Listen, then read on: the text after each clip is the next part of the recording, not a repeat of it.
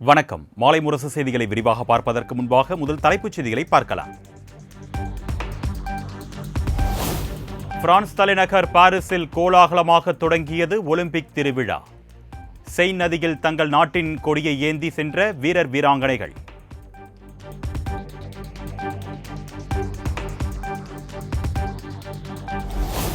மூன்றாவது முறையாக ஒலிம்பிக் போட்டியை நடத்தும் பிரான்ஸ். முதன்முறையாக திறந்த வெளியில் நடைபெற்ற தொடக்க விழா.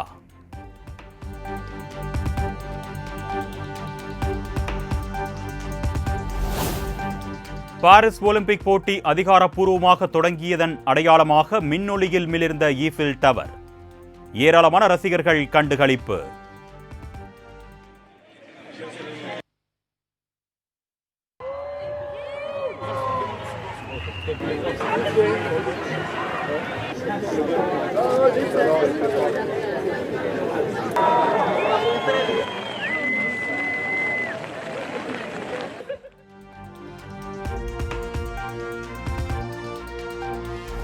பிரான்சின் செயின் நதியில் இந்திய தேசிய கொடியை ஏந்தி சென்ற சரத்கமல், PV சிந்து. தமிழ்நாட்டைச் சேர்ந்த 13 பேர் உட்பட 117 இந்திய வீரர் வீராங்கனைகள் ஒலிம்பிக் போட்டியில் பங்கேற்பு.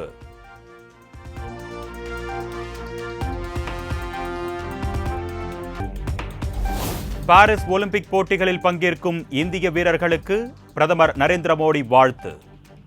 தங்களின் அசாத்திய திறனை வெளிப்படுத்த இந்திய வீரர் வீராங்கனைகளுக்கு வாழ்த்துக்கள் என்று எக்ஸ் வலைதள பக்கத்தில் பதிவு.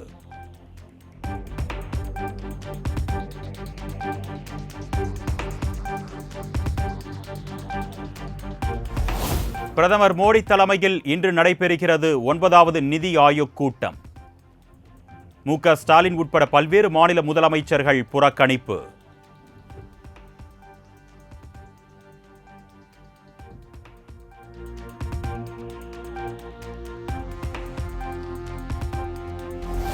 டெல்லியில் இன்று நடைபெறும் நிதி ஆயோக் கூட்டத்தை புதுச்சேரி முதலமைச்சர் ரங்கசாமி புறக்கணிப்பு. இந்த மாத இறுதியில் டெல்லி சென்று பிரதமர் மோடி, உள்துறை அமைச்சர் அமித்ஷா, நிதியமைச்சரை சந்திக்க இருப்பதாக தகவல்.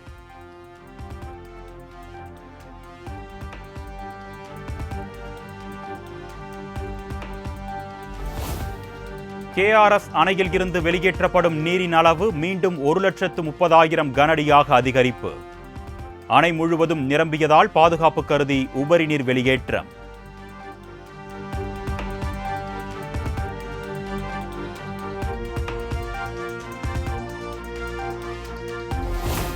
ஒகேனக்கல் காவிரி ஆற்றில் வரும் நீரின் அளவு வினாடிக்கு 1,15,000 கனஅடியாக அதிகரிப்பு. தாழ்வான பகுதிகளில் வசிக்கும் மக்கள் பாதுகாப்பான இடங்களுக்கு செல்ல வேண்டும் என்று மாவட்ட ஆட்சியர் சாந்தி அறிவுறுத்தல்.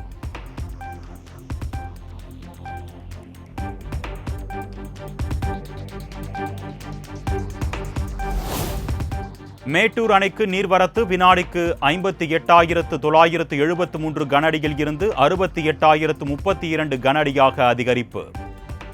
அணையின் நீர்மட்டம் 95 அடியை நெருங்கியதால் டெல்டா விவசாயிகள் மகிழ்ச்சி.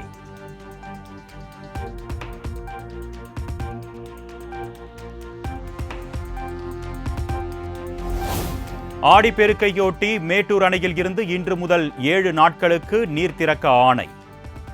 டெல்டாவில் ஆடிப்பெருக்கை சிறப்பாக கொண்டாட தமிழ்நாடு அரசு நடவடிக்கை.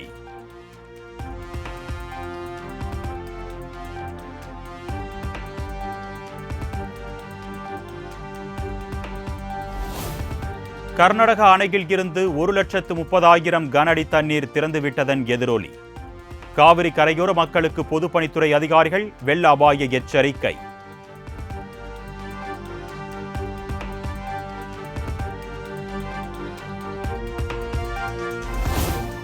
ஐம்பத்தி 2 அடி உயரம் கொண்ட கிருஷ்ணகிரி நீர்த்தேக்க அணை நிரம்பியது. கிருஷ்ணகிரி, தர்மபுரி, திருவண்ணாமலை மாவட்டங்களில் தென்பெண்ணை ஆற்றங்கரையோர மக்களுக்கு வெள்ள அபாய எச்சரிக்கை.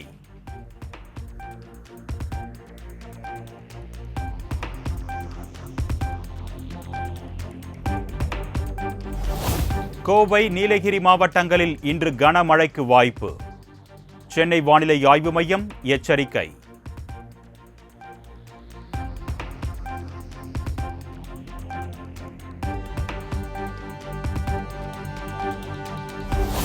மத்திய பாஜக அரசை கண்டித்து தமிழகம் முழுவதும் திமுக இன்று போராட்டம்.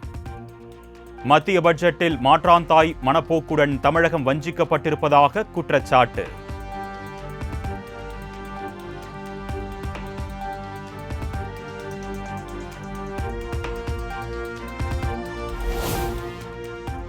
அமைச்சர் பொன்முடியின் 14.5 கோடி மதிப்புடைய சொத்துக்களை முடக்கியது அமலாக்கத்துறை.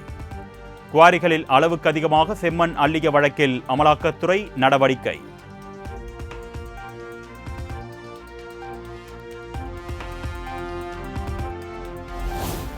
பிரிந்து கிடக்கும் அதிமுக இணைய எடப்பாடி பழனிசாமி மட்டுமே தடையாக உள்ளார் என்று ஓபிஎஸ் குற்றச்சாட்டு. தனக்கு பதவி வேண்டாம் என்றும் தொண்டனாகவே செயல்பட தயாராக இருப்பதாகவும் பேட்டி. 33% வாக்குகளை மக்கள் எனக்கு அளித்திருக்கிறார்கள். இந்தியாவில் ஒரு சுயேட்சை வேட்பாளர் அதிகமான வாக்குகள் பெற்ற தொகுதி ராமநாதபுரம் தொகுதி. 33% பெற்ற ஒரே நியாயமான காரணங்களை சொன்னோம். அவங்களே சொன்னாங்க.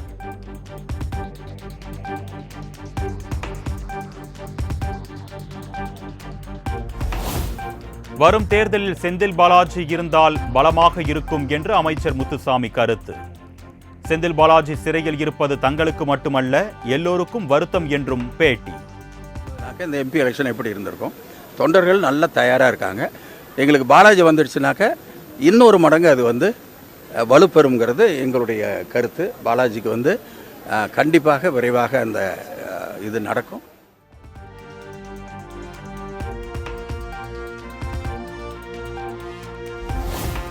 ஏர் கண்டிஷனர் வேலை செய்யாததால் பயணிகள் வியர்த்து விறுவிறுத்து போனதாக இண்டிகோ விமானத்தில் பயணித்த அமைச்சர் டிஆர்பி ராஜா புகார்.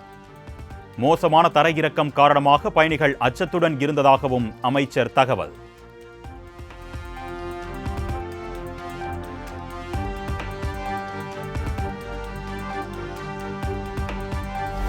சென்னை பூந்தமல்லி முதல் பரந்தூர் வரையிலான மெட்ரோ ரயில் சேவை விரிவான திட்ட அறிக்கை தயாரிப்பதற்கான ஒப்பந்தம் கையெழுத்து.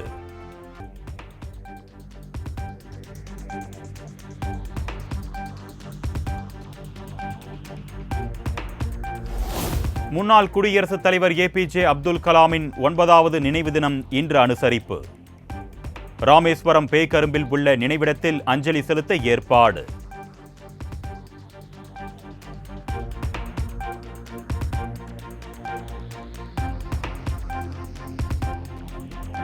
₹100 கோடி நில மோசடி வழக்கில் கைது செய்யப்பட்டுள்ள முன்னாள் அமைச்சர் எம்.ஆர். விஜயபாஸ்கர் ஜூலை 31ஆம் தேதி வரை நீதிமன்ற காவல் வழங்கி கரூர் விரைவு நீதிமன்றம் உத்தரவு.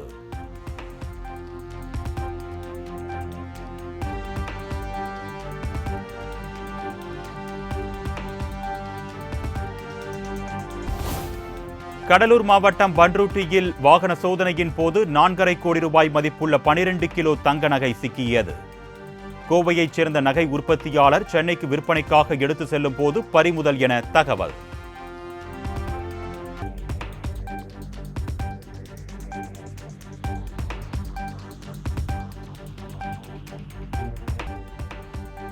தமிழர்களுக்கு எதிராக கருத்து தெரிவித்த மத்திய அமைச்சர் ஷோபா கரந்த்லாஜே செய்தியாளர் சந்திப்பை நடத்தி மன்னிப்பு கோரினால் ஏற்கப்படுமா? தமிழ்நாடு அரசு விளக்கமளிக்க சென்னை உயர்நீதிமன்றம் உத்தரவு.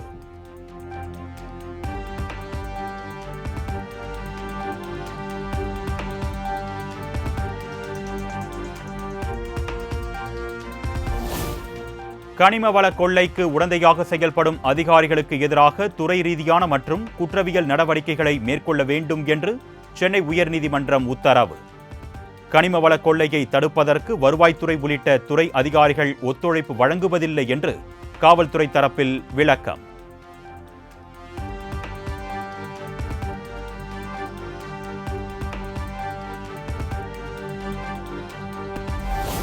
காஞ்சிபுரம் மாவட்டம் இருங்காட்டுக்கோட்டையில் அனுமதியின்றி வைக்கப்பட்ட ராட்சத விளம்பர பேனர் சேதமடைந்து விபத்து ஏற்படும் அபாயம்.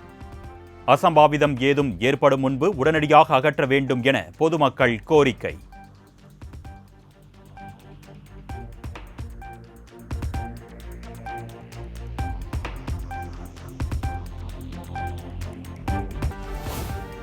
சென்னை அடுத்த சிங்கப்பெருமாள் கோவில் அருகே பாலாற்று குடிநீர் குழாய் உடைப்பு. சாலையில் பீச்சி அடித்த தண்ணீரில் நனைந்தபடி சென்ற வாகன ஓட்டிகள்.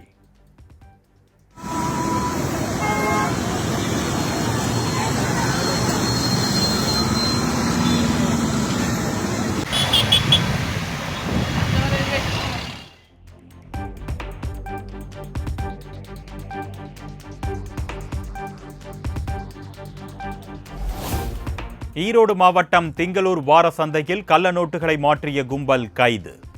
கணவன், மனைவி உட்பட 4 பேரை கைது செய்து போலீசார் விசாரணை.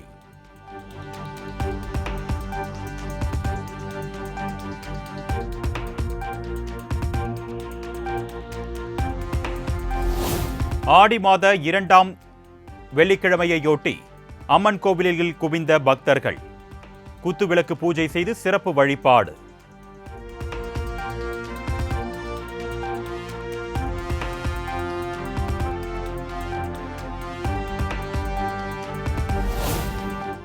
இந்திய பங்குச்சந்தை நடவடிக்கைகளில் ஈடுபட தொழிலதிபர் விஜய் மால்யாவுக்கு மீண்டும் தடை விதித்தது செபி. முறைகேடு புகாரில் 3 ஆண்டுகளுக்கு தடை விதித்து செபி உத்தரவு.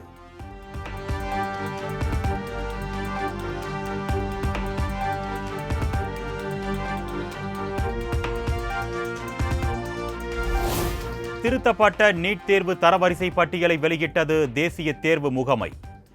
17 மாணவர்கள் மட்டுமே முதலிடம் பிடித்திருப்பதாக அறிவிப்பு.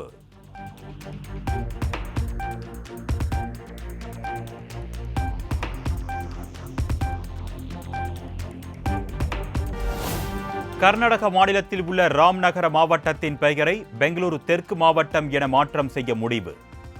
கர்நாடக அமைச்சரவை ஒப்புதல் அளித்திருப்பதாக சட்டத்துறை அமைச்சர் எஸ்.கே. பாட்டீல் தகவல்.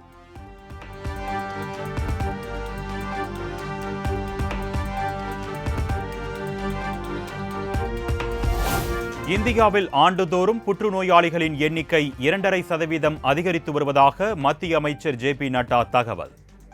ஒவ்வொரு ஆண்டும் 14.5 லட்சம் பேர் பாதிக்கப்படுவதாகவும் அதிர்ச்சி ரிப்போர்ட்.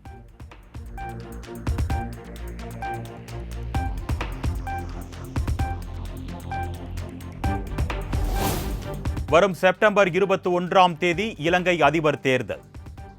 ஆகஸ்ட் 15ஆம் தேதி வேட்புமனு தாக்கல் செய்ய தொடங்க இருப்பதாகவும் இலங்கை தேர்தல் ஆணையம் அதிகாரப்பூர்வ அறிவிப்பு.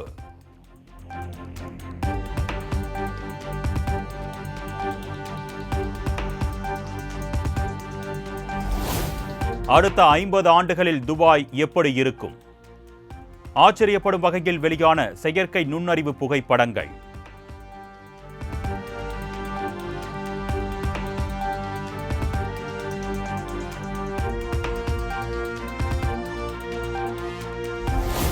TNPL லீக் ஆட்டத்தில் மதுரை பாந்தர்ஸ் அணியை வீழ்த்தியது திண்டுக்கல் அணி.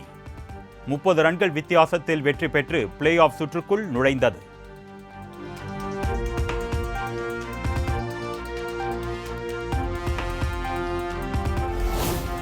மகளிர் ஆசிய கோப்பை கிரிக்கெட் போட்டியின் அரையிறுதி ஆட்டத்தில் இந்திய அணி அபார வெற்றி. வங்கதேச மகளிர் அணியை 10 விக்கெட்டுகள் வித்தியாசத்தில் வீழ்த்தி இறுதிப் போட்டிக்கு இந்தியா தகுதி பெற்றது.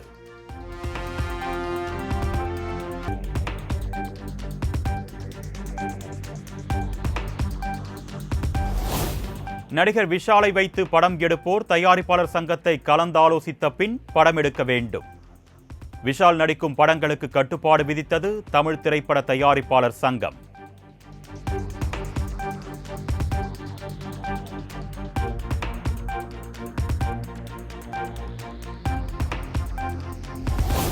தொடர்ந்து படத்தில் நடிப்பேன், முடிந்தால் தடுத்து பாருங்கள் என்று நடிகர் விஷால் சவால். விஷால் நடிக்கும் படங்களுக்கு கட்டுப்பாடு விதித்த தமிழ் திரைப்பட தயாரிப்பாளர் சங்கத்திற்கு பதிலடி.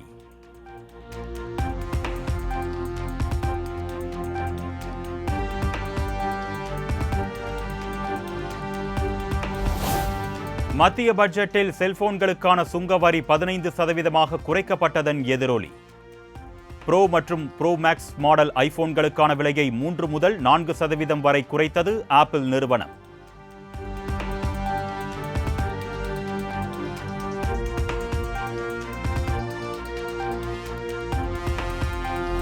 உலகின் முதல் CNG பைக்கை அறிமுகம் செய்துள்ள பஜாஜ் நிறுவனம்.